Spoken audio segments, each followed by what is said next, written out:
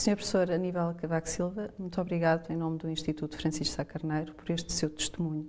E eu iria começar por perguntar-lhe qual é o legado de Francisco Sá Carneiro para o regime democrático em Portugal?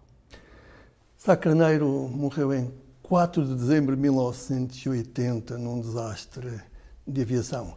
Era então Primeiro-Ministro e eu era Ministro das Finanças e do Plano do seu governo. O modelo de democracia de tipo ocidental e europeu e o modelo de economia de mercado em que predomina a livre iniciativa privada que hoje temos em Portugal, muito se deve a uma luta muito corajosa que Sá Carneiro travou contra o poder militar revolucionário e contra o totalitarismo de esquerda que tinha emergido depois do 25 de abril de 1974. E o mesmo se diga em relação à pertença de Portugal à União Europeia. Sá Carneiro foi sempre um defensor da adesão de Portugal à comunidade europeia e nisso se empenhou muito fortemente. Ele dizia que o futuro de Portugal está na comunidade europeia. Eu penso que estes são legados da maior importância que o país deve a esse político muito corajoso, um estadista que desapareceu na trágica noite de 4 de dezembro de 1980.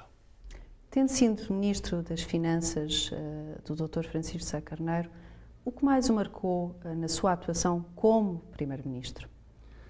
Sá Carneiro era um político de uma inteligência extraordinária, de um grande talento e de uma grande capacidade de liderança. Era conhecido pela sua clarividência política. Costumava dizer-se que tinha razão antes do tempo, mas ao mesmo tempo era conhecido pela sua coragem, determinação na defesa das suas posições. No exercício do poder, como Primeiro-Ministro, em 1980, ele revelou-se um grande estadista, um homem com um grande sentido de Estado.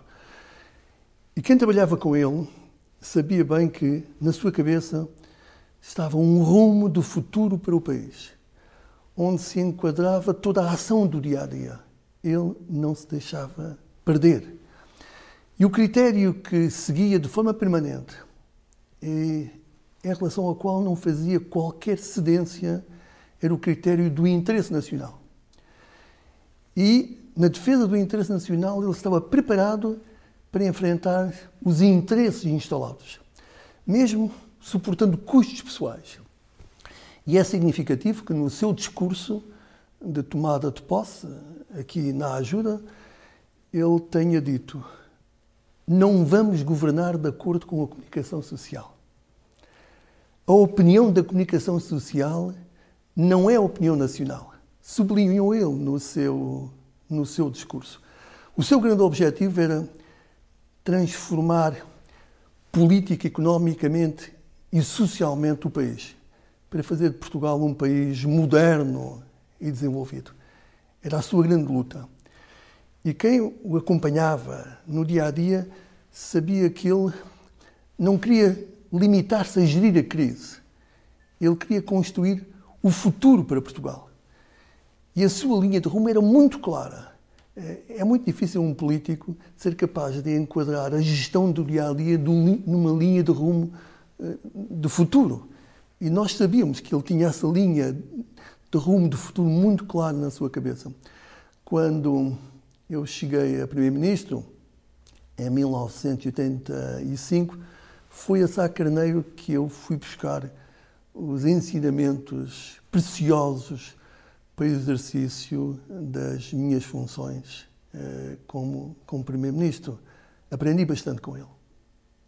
Que recordações guarda de Francisco Sá Carneiro como homem e como político? Normalmente são as questões de natureza pessoal ou as questões trágicas que permanecem de forma mais viva na nossa memória e que nos acompanham até o fim da nossa vida. Não são tanto as questões políticas. E é isso que me passa comigo em relação a Francisco Sá Carneiro. Eu tenho bem vivas na minha memória as reuniões que tive com Francisco Sá Carneiro na sua casa, na Rua Dom João V, em dezembro de 1979, em que ele me convenceu a aceitar o lugar de Ministro das Finanças e do Plano. Eu era um professor universitário, estava a construir a minha carreira académica, estava quase a ser nomeado professor catedrático e eu pus uma certa resistência. Foram 4 reuniões bastante longas, a última das quais com a presença da mulher com quem ele vivia então, Senu Abcacis, que também morreu no desastre de aviação. Essa última conversa foi uma conversa bastante pessoal, mesmo com aspectos de natureza familiar e que marcou muito a nossa boa relação futura. Tal como guardo bem viva na minha memória a última reunião de trabalho em que participei juntamente com Francisco Sá Carneiro, o ministro Adelino Amaro da Costa, ministro da Defesa Nacional, e todos os chefes militares. Foi uma reunião sobre o orçamento das Forças Armadas, que ocorreu precisamente na manhã do dia em que ele perdeu a vida. Aliás, foi a última reunião que ele teve com ministros, a última reunião de trabalho, que se prolongou até bastante tarde, até perto das 2 horas, quando ele me chamou à parte, juntamente com o Amaro da Costa, dando-nos algumas indicações para a continuação das reuniões com os chefes militares. Disse que tinha uma outra tarefa importante a realizar naquele dia. Como sabemos, ia para o Porto para participar numa jornada da campanha eleitoral para as eleições presidenciais. Eu fiquei ainda mais algum tempo com Adelino Amaro da Costa, falando com os chefes militares. Depois ainda fui na parte da tarde ao Ministério das Finanças. E foi à hora de jantar, quando estava com a minha mulher e com meus filhos. Os meus filhos, aliás, conheciam Sá Carneiro, tinham estado com ele e com a Senu Abcacis na Madeira, numas férias. E até guardamos ainda hoje uma prenda que os dois ofereceram aos meus filhos nessa nossa estadia na Madeira.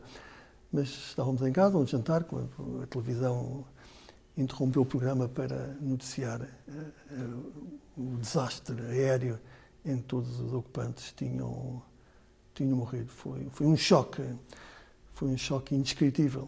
Os meus filhos choravam. Mas guardo de Sá Carneiro, como político, a imagem de um homem extraordinariamente inteligente, de uma grande clarividência, mas com uma grande coragem. Aliás, o povo português, aqueles com quem ele trabalhavam, tinham a noção que ele era extremamente corajoso, capaz de romper quando era necessário romper. Um grande estadista.